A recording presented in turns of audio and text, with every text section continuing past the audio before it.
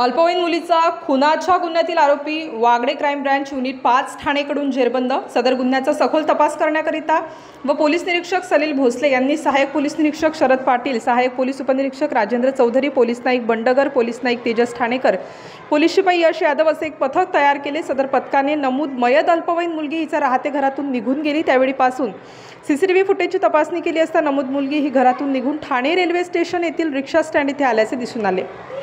त्याचप्रमाणे अधिक माहिती घेतली असता सदरची अल्पवयीन मुलगी ही एका रिक्षात बसून गेल्याचे दिसून आले। सदर माहितीच्या अनुषंगाने केलेल्या तांत्रिक तपासामध्ये रिक्षा चालकाचा गुन्ह्यातील सहभाग असल्याचे आढळून आले। त्याप्रमाणे सदर रिक्षा चालकाची माहिती घेऊन रिक्षा चालक समाधान अर्जुन सूर्यवंशी वय 40 वर्षे याच्याकडे अधिक तपास केला असता त्याचा गुन्ह्यातील सहभाग निष्पन्न झाल्याने त्यास दिनांक 10 जुलै 2025 रोजी ताब्यात घेतलं। सदर गुन्ह्याचा पुढील तपास कासारवडवली पोलीस स्टेशनकडून करण्यात येत आहे।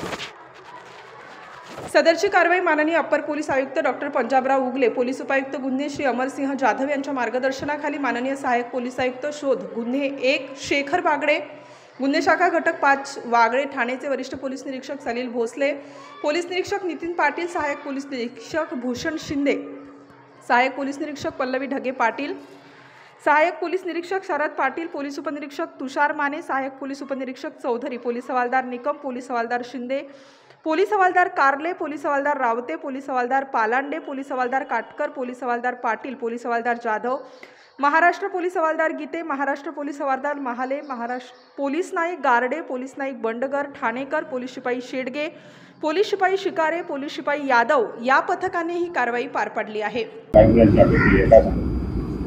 कासारवडवली पोलीस स्टेशन येथे अल्पवयीन मुलीचा खुनाचा गुन्हा दाखल होता। त्या गुन्ह्याचा समांतर तपास गुन्हे शाखा घटक 5 पोलीस निरीक्षक सलील भोसले, सहाय्यक पोलीस निरीक्षक Nitin Patil, API Sharad Patil, API Bhushan Shinde, API Pallavi Dhage Patil, PSI Mane आणि त्यांच्या टीमने ACP शेखर बागडे यांच्या सुपरविजनमध्ये त्या गुन्ह्याचा समांतर तपास केला। त्याच्यामध्ये समाधान सूर्यवंशी वय वर्ष 40 राहणार लोकमान्य पाडा नंबर 3 ठाणे पश्चिम या आरोपीला त्याच्यामध्ये अटक करण्यात आलेली आहे। या आरोपीचा मान्य न्यायालयाने 17 जुलैपर्यंत पोलीस कोठडी रिमांड दिलेला आहे।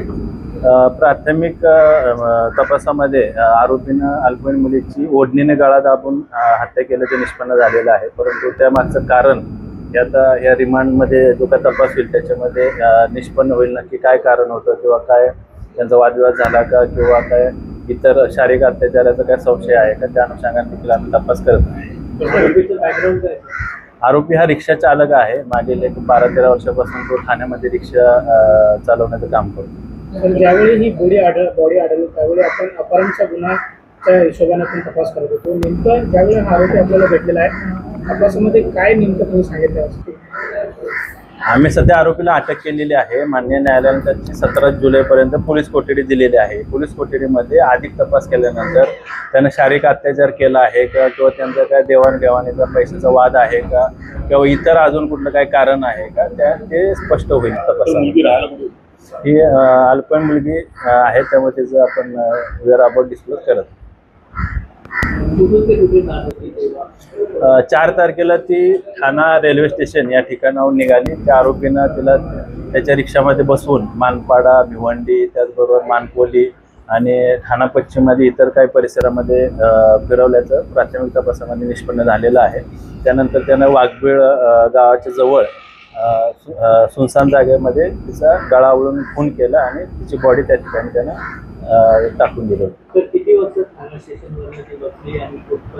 4 तारखेला साधारण ते दुपारी 1 ते 2च्या दरम्यान ठाणे रेल्वे स्टेशनवरून त्याच्या रिक्षामध्ये बसले, आरोपीच्या रिक्षामध्ये। Star news bureau, Mumbai.